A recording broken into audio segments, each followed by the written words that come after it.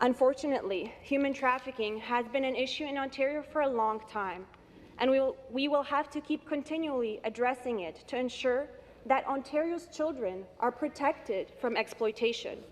That is why it is so important for the government to have a strategy in place to address human trafficking.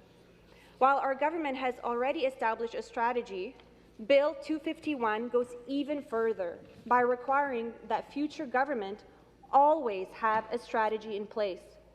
By enacting the Anti-Human Trafficking Strategy Act, Bill 251 ensures that Ontario will always have a strategy in place and support the victims of this crime.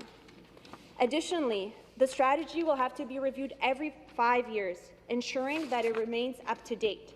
And as part of the review process, to ensure the strength of laws working to fight human trafficking, the government is required to consult with the public and with relevant community organizations and other levels of government. This will ensure that the strategy remains relevant and appropriate for the current context, and that it is integrated with other jurisdictions in Canada, because we know that traffickers do not know municipal boundaries, and they most certainly do not know provincial boundaries either. This new legislation also highlights the importance of listening to the lived experiences of victims of human trafficking, as well as the role that intersectionality plays in victims' experiences as they recover. Cassandra Diamond, a survivor of sex trafficking and founder of Bridge North, had this to say, and I quote, "Voices of survivors and those with lived experiences are being heard.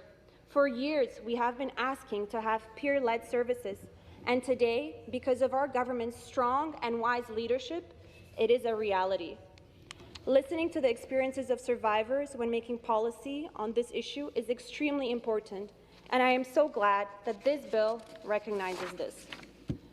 To fit within a dynamic cultural mosaic that Ontario is built upon, we must also ensure that victim supports are provided in a culturally sensitive way.